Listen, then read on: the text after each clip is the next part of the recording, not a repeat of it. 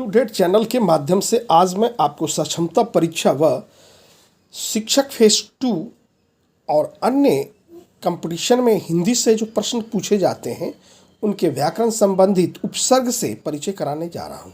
अब बारीकी से देखें उपसर्ग का हमारे जीवन में, प्रतियोगिता परीक्षा में और भिन्न भिन्न स्थानों पे आपके व्यक्तित्व के लिए अत्यंत महत्वपूर्ण है। आप इन्हें बेहतर ढंग से समझने का कार्य करें। उपसर्ग, पिछले दिन हमने संधि विषय विशेषण समास बताया था। आज मैं आपको उपसर्ग के बारे में बताने जा रहा हूं। जैसा कि आप देख रहे हैं उपसर्ग, शुकर्म में उपसर्ग बताएं क्या है। तो शुकर्म में उपसर्ग है, ऑप्शन ए देख रहे हैं आप। सम्यक में उपसर्ग बताएं क्या है। सम्यक में उपसर्ग शम है, यहां पे देख रहे हैं शम। नेक्स्ट, विशेष में उपसर्ग बताएं क्या है। तो विशेष में वी उपसर्ग है, अर्थात जान लें आगे से लगने वाले अक्षर शब्द ही उपसर्ग का शब्द होते हैं। जैसे यहाँ पे विशेष में उपसर्ग क्या होगा, तो आप वी देख रहे हैं। नेक्स्ट देखें, प्रतिनिधि में उपसर्ग बताएं क्या है। तो प्रति है। पर्यवेक्षक में उपसर्ग बताएं क्या है। तो परि उपसर्ग है। प्रकाष्ठा में उपसर्ग क्या है। प्रकाष्ठा में प्रा उपसर्ग है। निष्कासन में उपसर्ग बताएं क्या है। तो निष्कासन में उपसर्ग निश्चय। निराहार में उपसर्ग क्या है। तो निराहार में निर उपसर्ग है। निबंध में उपसर्ग, निबंध में नी उपसर्ग है।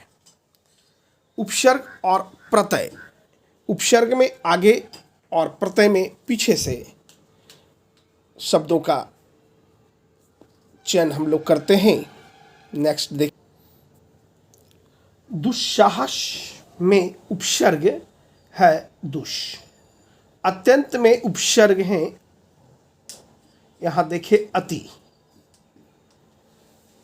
अधिकार में उपसर्ग अधि। अन्वय में उपसर्ग अनु। अपमान में उपसर्ग अप। अभ्यर्थी में उपसर्ग अभि। अवगुण में उपसर्ग अव। आजन में उपसर्ग आ। उन्नति में उपसर्ग उत। उपभाषा में उपसर्ग उप। दुर्लभ में उपसर्ग बी देख रहे हैं आप दुर। इन सभी उपसर्गों को देख लें। अब मैं नेक्स्ट क्लास में आपको प्रत्यय बताऊंगा।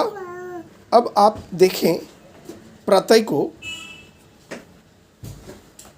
अप्रत्याशित शब्द में उपसर्ग प्रत्यय अलग अलग कीजिए।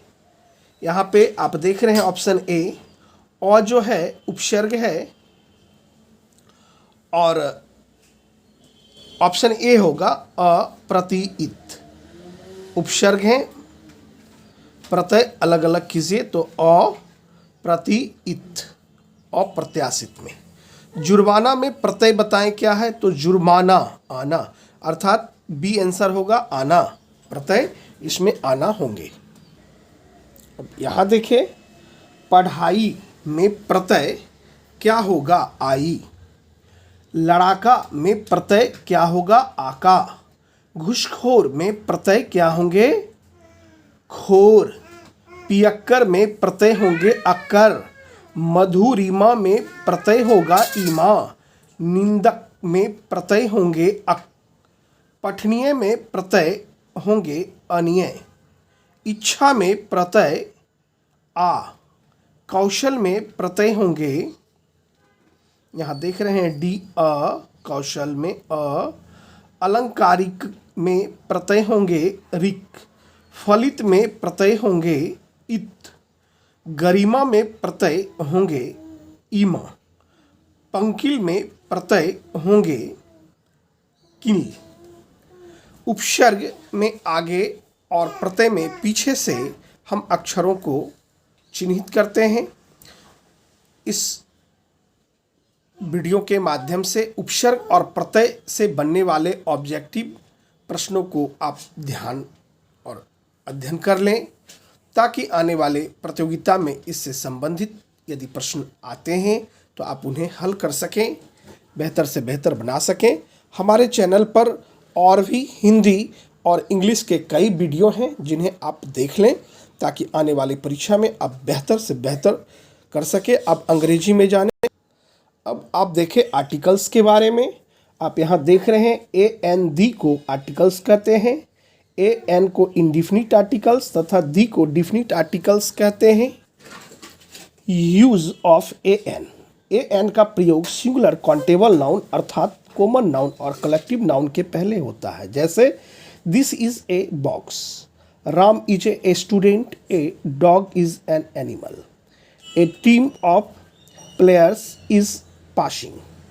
अगर नाउन प्लूरल नंबर में हो तो AN का प्रयोग नहीं होगा।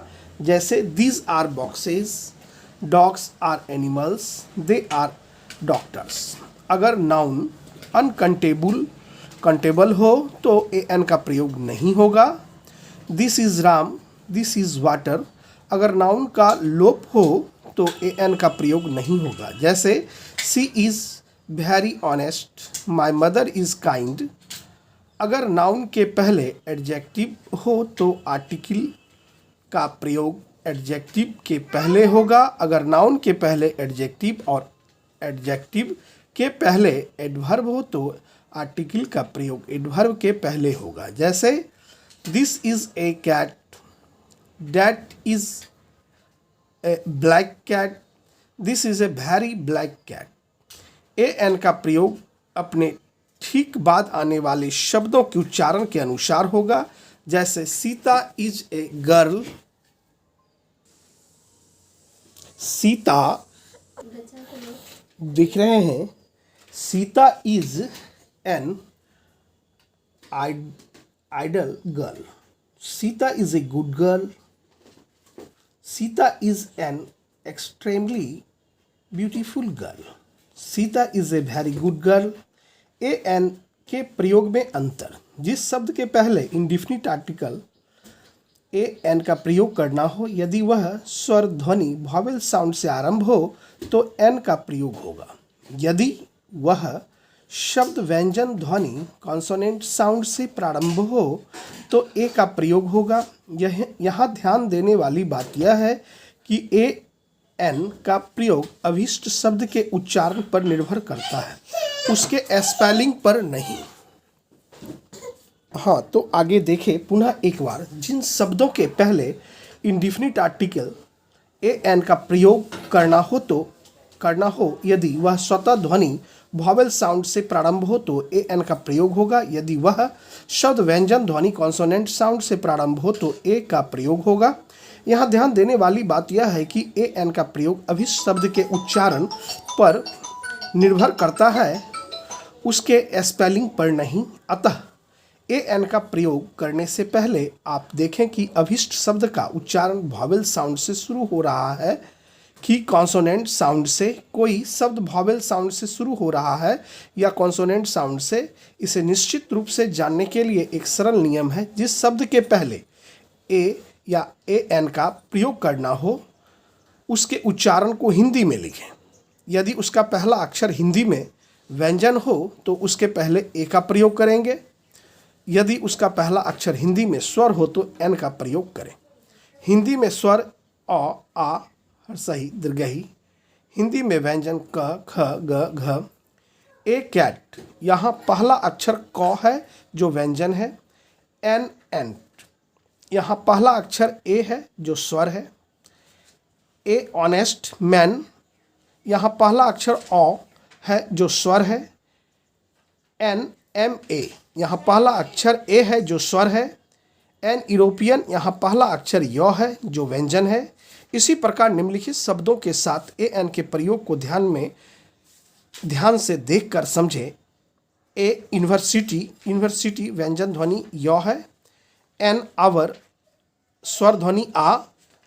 ए 1 ईयर मैन 1 व्यंजन ध्वनि व है।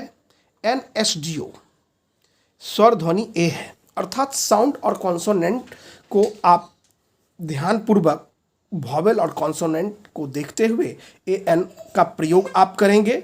नेक्स्ट क्लास में मैं फिर हिंदी और इंग्लिश के कुछ चुनिंदे प्रश्नों को आपके बीच लाऊंगा।